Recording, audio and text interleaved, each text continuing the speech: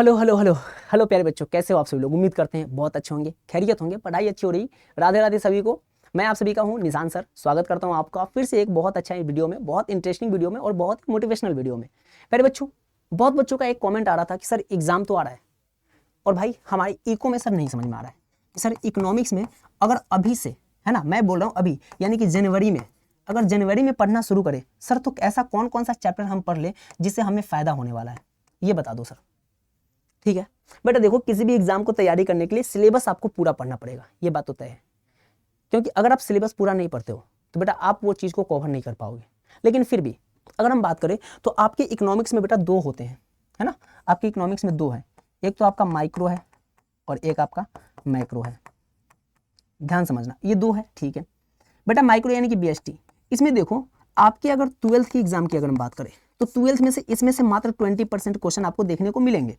और माइक्रो जो है बेटा इसमें से आपके 80% क्वेश्चन देखने को मिलते हैं, है ना। 12th की एग्जाम में 80%।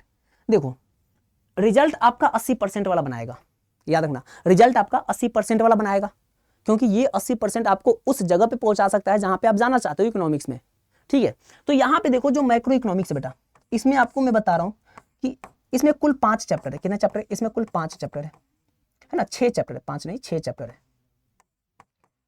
6 चैप्टर है बेटा। इन 6 चैप्टर में से ना मैंने 3 लकीर खींचा है, यानी कि 3 चैप्टर जो है मोस्ट बीबीआई है, जो आपको रिजल्ट बना के देगा मस्त वाला। ठीक है बिल्कुल, लेकिन मैं ऐसा नहीं बोल रहा हूँ कि और सबको छोड़ दो, क्योंकि और सभी छोड़ोगे ना तो तुम लटक के रह जाओगे बेटा। मैं बस बता रहा हूँ आपका जो सेकंड चैप्टर है यानी कि नेशनल इनकम वाला, आपका जो नेशनल इनकम वाला चैप्टर है सेकंड।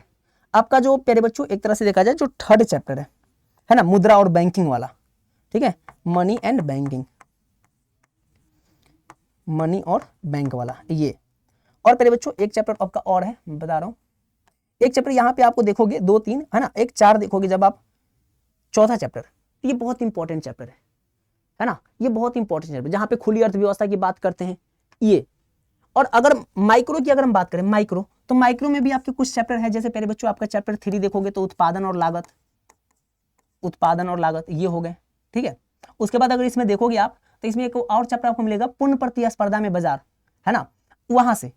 तो देखो आपको मैं बता रहा हूं कि आपको जो इकोनॉमिक्स है ना, कहां कहां से प्रश्न बनेंगे बेटा। ये जो प्रश्न इकोनॉमिक्स में ये आपके बनेंगे, एक प्रश्न बनेगा नेशनल इनकम से, राष्ट्रीय आय से। क्या बन रहे, एक जो प्रश्न बनेगा ये होगा राष्ट्रीय आय, राष्ट्रीय आय से बनेगा। एक जो प्रश्न बनेगा भैया मुद्रा और बैंकिंग से, आपके भर के क्वेश्चन आएगा, मुद्रा और बैंकिंग से भर के क्वेश्चन आएगा। ठीक है, ऑब्जेक्टिव सब्जेक्टिव के लिए बता रहा हूँ, ये पर्सनल सब्जेक्टिव के लिए बता रहा हूँ। बाजार से क्वेश्चन आएगा आपका सब्जेक्ट में, बाजार प्रतिस्पर्धा से। ठीक है, बाजार का जो प्रकार होता है उससे क्वेश्चन आएंगे इसमें।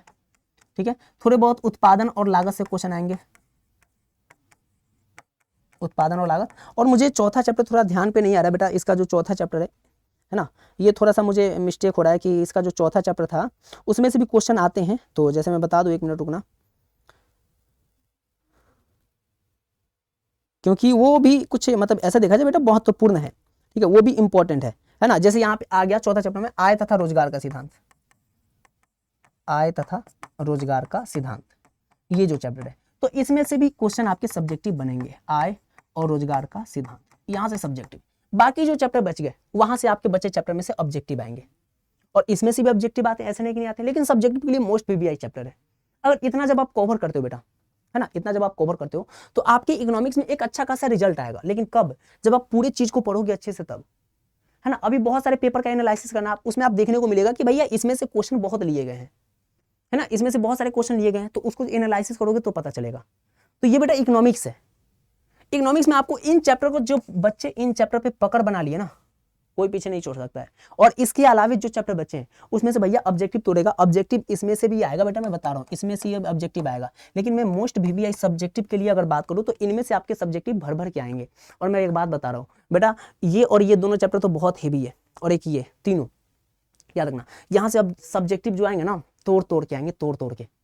ठीक है, तो अगर आप रिजल्ट बनाना चाहते हो तो इन चैप्टर पे थोड़ा और मेहनत करो, क्योंकि अभी एग्जाम का समय है। लेकिन ये सिर्फ उन बच्चों के लिए जो अभी से पढ़ाई शुरू कर रहे हैं। बाकी जो बच्चे कर रहे हैं शुरू से, उनका तो सही होगा, उनका सारा विषय सही होगा, उनका सारा चैप्टर सही होगा।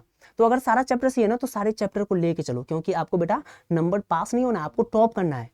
अभी जो शुरू कर रहे हैं बेटा, अभी जो जनवरी शुरू कर रहे हैं ये अच्छा स्कोर कर सकते हैं, ये अच्छा स्कोर करते हैं ये पढ़ के, लेकिन जो स्टार्टिंग किया है शुरू से, बेटा जो शुरू से स्टार्ट कर रहा है उनको करना है टॉप, उनको पास नहीं होना है, उनको टॉप करना है। तो वो तो सारे विषय को लेके चलो भाई रगड़ के एकदम, कोई नहीं रोकेगा तुम्हें। मैंने पढ़ाया बेटा, मैंने तुम्हें पढ़ा रखा है, तुम्हें कोई नहीं रोक सकता है। मैं बोल रहा हूँ वो बोर्ड का एग्जाम भी नहीं, वो 12th का एग्जाम भी नहीं, वो 12th का क्वेश्चन पेपर भी नहीं जो हमारे बच्चों को रोक दे, क्योंकि तुमने हमसे पढ़ रखा है और मैंने तुम्हें वही पढ़ाया जो बोर्ड की हिम्मत नहीं कि उससे बाहर पूछ दे।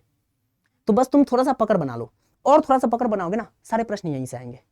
तो बहुत बच्चे का ये डाउट था कि सर इकोनॉमिक्स में कुछ ऐसा बता दो, इकोनॉमिक्स में कुछ ऐसा बता दो। तो बहुत शॉर्ट वीडियो में मैं बता रहा हूँ ताकि मुझे पता चले कि और क्या क्या जानना है।